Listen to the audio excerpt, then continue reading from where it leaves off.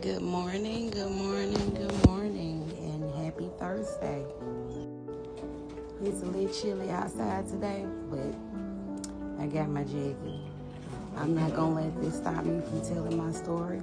This is usually the only time that I can talk when I'm outside, first thing in the morning, before my baby gets up. We're gonna jump back into this story. This is Jordyn's journey, part 8. How did we get here? So every Wednesday, the committee would meet and they would present different cases. Jordyn had been in that discussion every week.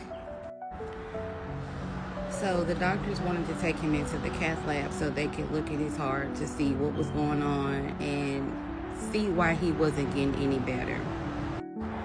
This is where the doctors come in, and I was telling you about Dr. Al and how he was God sent and he was chosen to operate on Jordyn. My husband and I were gathered at Jordyn's bed, and all the doctors had come in, and they were sitting and they were discussing the plans, if they were going to take him in the cath lab, if he was strong enough, if he needed to go, things like this. Dr. John, his thing is he needed to go back into surgery. He was struggling, and we just need to get this done. Dr. Al said, I don't think that's a good idea. If he has to have blood thinners or anything like that, it can cause him to have another stroke. We don't want to take those chances. He's 2 weeks out from having his first stroke. Let's just talk about it.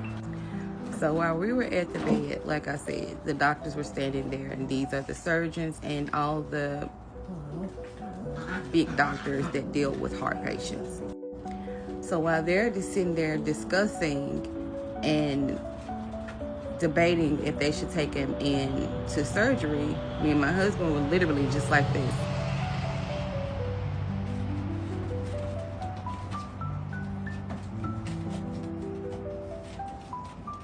Because that's what the doctors, they were doing. They were going back and forth, back and forth, back and forth, back and forth, back and forth.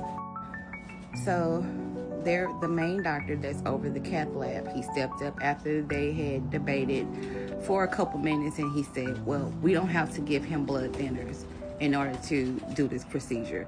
So that's when Dr. Al agreed to let him go on and go into the cath lab. You remember I told you that he had 2 holes in his heart. He had a smaller one and a larger one. They did close the smaller one. We found that out, that he needed a little bit more work to have done to his heart in order to get him where he was stable. So after the doctors took him into the cath lab, he came back. Jordyn did great. He had no complications. They didn't have to use any blood thinners and anything, and they got the measurements of his heart. They got everything they needed from that procedure. So after that procedure, they knew exactly what they needed to do, but they just needed to get him healthy enough to be able to withstand another surgery. So for the next couple weeks, Jordyn was in the PICU. This is where prayer comes in. Prayer, faith, and family. We had people that would come see Jordyn, would come in from out of state to come lay their eyes on him, to see him, to pray for him. We had classmates that would come see him. And I can tell you this, and this is the God honest truth.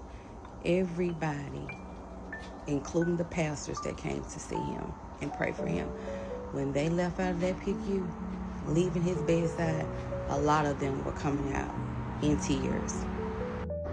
It's like there was nothing we could do but pray. And when I tell you we have a praying family, we got a praying family. And grandmamas would come see Jordyn with their blessed oil, go back in the room, go back there where he was. And when I tell you they anointed every part of his body, when they come out of there, Jordyn was greasy. He was shining. He had oil everywhere. Whatever one grandma didn't cover, the other one covered. Wednesday after Wednesday, we waited to hear what the doctors had discussed. And when they had their meeting, I remember one day the doctor was in there, both of the doctors in there, both of the surgeons. And Dr. John was he was adamant We need to take him back into surgery. We need to take him back into surgery. We need to take him back into surgery. This is the only thing that's going to fix it. This is where Dr. Al come in. This is when we really understood at the point that he was the surgeon for Jordyn. He had his best interests at heart. So after they would have these meetings, they would come in and would talk to us. And again, Dr. John just wanted to get it done. Let's get it done. Let's get it done. Let's get it done. Dr. Al said, let's see what he can do. We've done everything that we can do for him.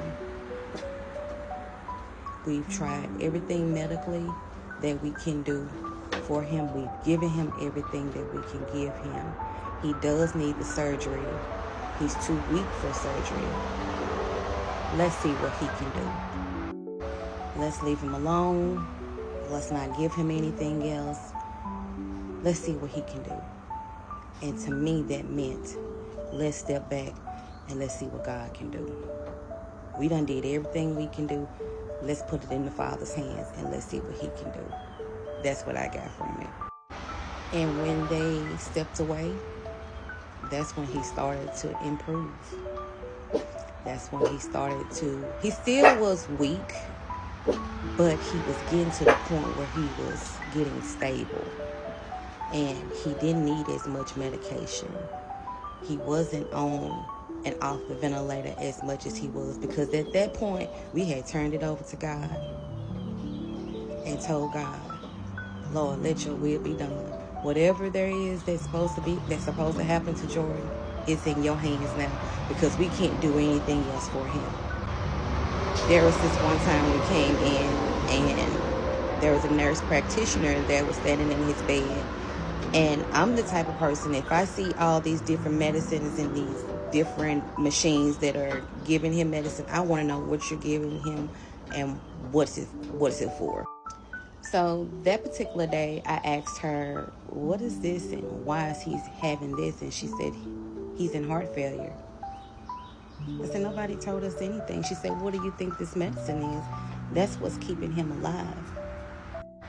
There's nothing else we can do for him. This medicine is what's keeping him alive. And I remember looking her straight in her face and I told her, do not speak negativity over my baby. Do not speak negativity over my baby.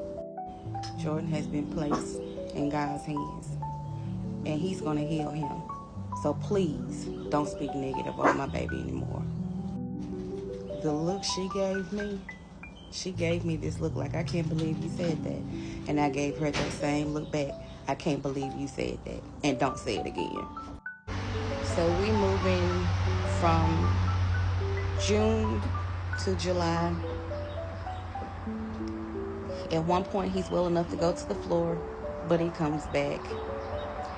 This happened over and over and over. One time he was on the floor, we thought that he was doing, well, it's like, okay, he's doing a whole lot better. For 24 hours straight, he didn't sleep, and I didn't either. And you want to know why I didn't sleep? Because he was staring at the mobile on his bed. Just staring at the mobile. I could get his attention a little bit, but not a whole lot. He would always go back to that mobile. Called the doctors in, told them what was going on, and they ordered an EEG. Jordyn was hooked up to this EEG maybe for 4 hours, and they stopped it. The amount of seizures that he had while he was hooked up to this machine was unbelievable.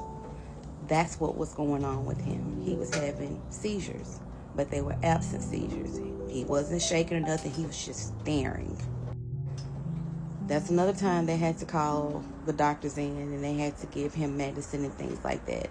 That's when we realized that he had been having seizures all along. We never knew it. So I'm going to stop here on part 8, and we're going to pick up on part 9. Again, this is a long story, but it's worth every second of it. I just need you to listen to me just a little while longer.